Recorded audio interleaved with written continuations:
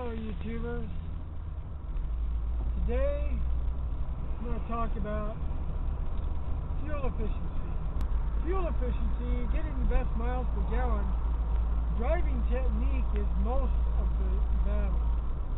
Once you get that lit, then the other refinements are pretty minor. As I'm on my way to the recycle center, I've got a bunch of cardboard to get rid of. Now, with a standard shift, you want to just give it enough gas when you let out on the clutch to have a smooth takeoff. You don't want to go, and then do a hole shot, which for those of you who don't know, a hole shot is when you nail the throttle and then just pop the clutch out all of a sudden, which can lead to unfortunate events such as broken parts. You don't want to go heavy on the throttle and heavy on the brake like a lot of people do. The best way to save gas in town driving is to ease off from the stop. Take off slowly. Now, it doesn't have to be extremely slowly, but you still have to go with the flow of traffic. But you don't want to act like you're in some sort of race. See what I did there? I'm in second gear now. I drive almost as though there's an egg under my gas pedal, and I'm afraid of crushing it. That's the best way to get the best miles per gallon. Don't run the car all the way up to high RPMs before you shift it.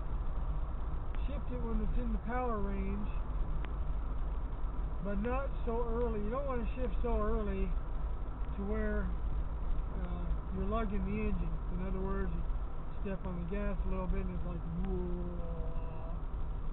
You can hear it lugging when it's lugging. And now these traffic lights on this street here, here's a little secret for saving gas. These are sequential lights. They're set up for specific miles per hour. This one just turned green. And I know that if I take off easy and keep it 20 miles per hour or just slightly less, riding through here, I'll be able to go through this string of lights perfectly because they're set to 20 miles an hour. Except the last one is set to 30 miles an hour. If you hit it just right, keep your speed just right, you don't have to use your gas or brake hardly at all. And that saves a lot of gas, because every time you got to stop, you lose momentum, and you have to get the weight of the vehicle moving again. And it takes gasoline to produce horsepower to push weight. Torque is what actually pushes the weight.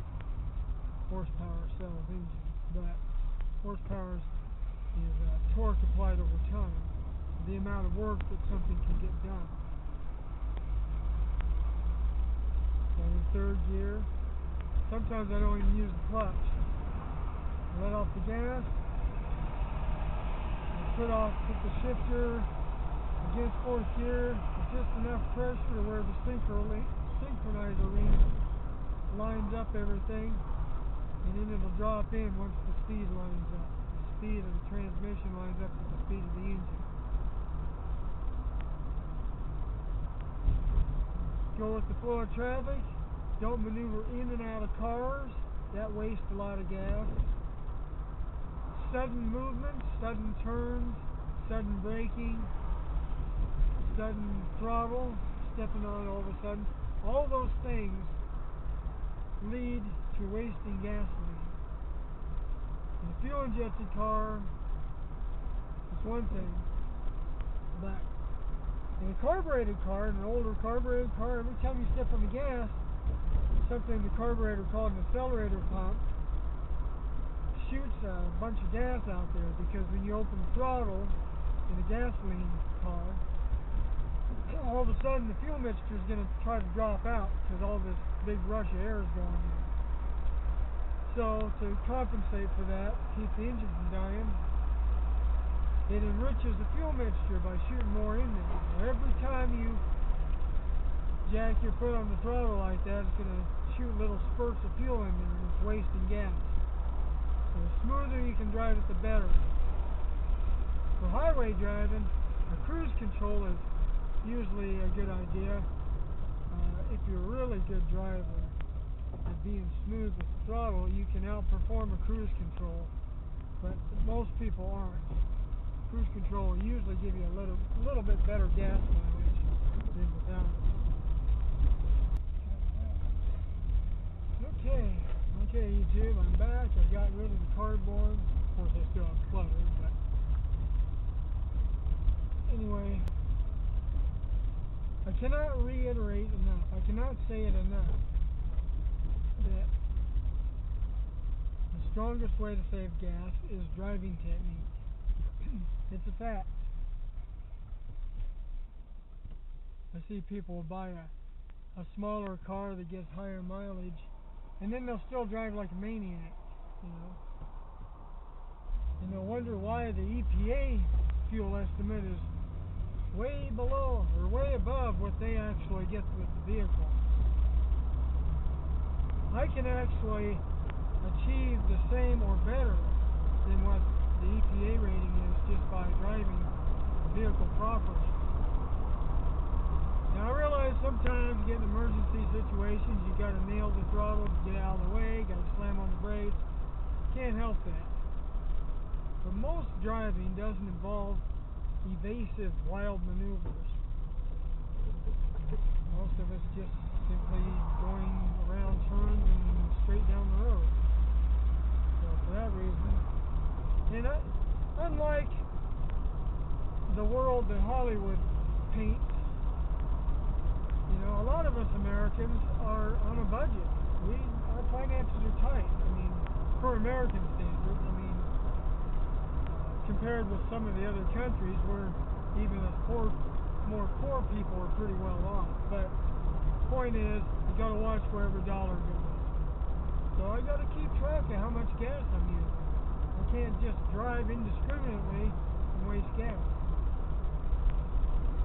Yeah, I gotta go to Walmart. All roads lead to Walmart. Not my favorite store, but I seem to go there an awful lot. When you slow down, just ease off the gas, coast around the corner, shift down if you have to, or push in the clutch. You don't want to ride the clutch. You don't want to hold the clutch pedal in too long, because that'll just wear the vehicle out longer or quickly, and you'll have to replace parts faster. Yeah, I know, I'm on a budget, and I buy like the most expensive toilet paper in the world. But I'm married. I have a wife, and she insists. So there you go. Anyway, as previously promised, oh yeah, I was going to tell you, I get anywhere from 28 miles per gallon to 45 miles per gallon with this. It's got a 1.5 liter engine. So it just depends on what kind of road I'm driving, what speeds I'm going, and that sort of thing. Automatic transmission vehicles, because I know probably most vehicles out there are automatics nowadays. With automatics, they have what's called a stall speed in the torque converter, which means you ever notice how when you first push on the gas, the car doesn't go anywhere until you hit a certain RPM, and it tends to stay right about at that RPM. That's where it tends to drive. And the reason that's the stall speed. That's the speed that it moves the vehicle along. Now, what you want to do is take off smoothly from the stop. You don't want to nail the throttle. One unique thing about automatic transmissions, at least anything that's even remotely modern at all, they multiply torque, which is to say, because of how they're engineered, if you had two vehicles, identical size, identical weight, identical engines, one with an automatic transmission, one with a standard, the acceleration would actually be faster with the automatic, because there's more torque, because of what they call the stator, which is a part in the torque converter which re-angles the fluid.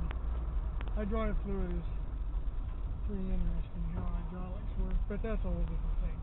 Anyway, you want to take off smoothly, and just, you know, if you've driven your vehicle for any amount of time, you know about when it's going to upshift.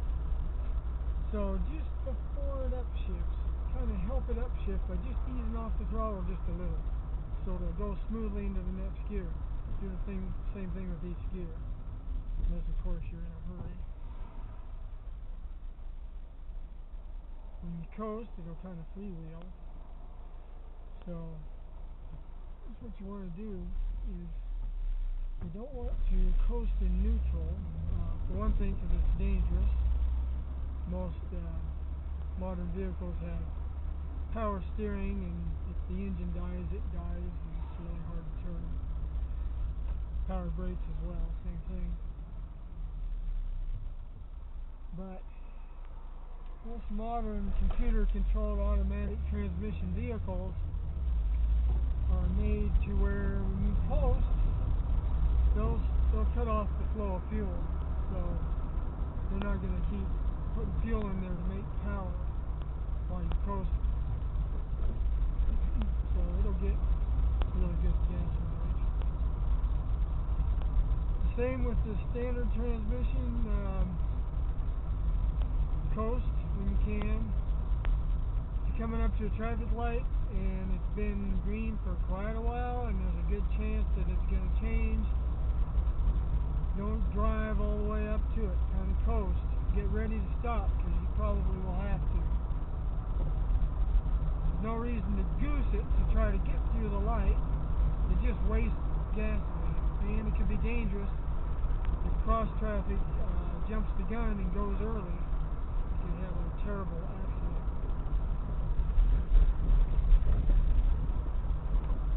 Make sure that your engine's in tune. Make sure it's in good working order. Make sure everything in the vehicle is in good working order. Actually, waxing your car will give you a little bit more fuel economy, but it's very, very tiny. That's splitting hairs. Where it really matters is how you drive. That's the biggest thing. One thing I didn't mention is air conditioning. Okay. Air conditioning versus open windows. I have one of those special 270 air conditioner systems, 2 windows down, 70 miles an hour. So I don't have a choice. You got an air conditioner. When you're going down the freeway at freeway speed, the air conditioner will you'll probably be better off using it with the windows up than having the windows down because of aerodynamic drag.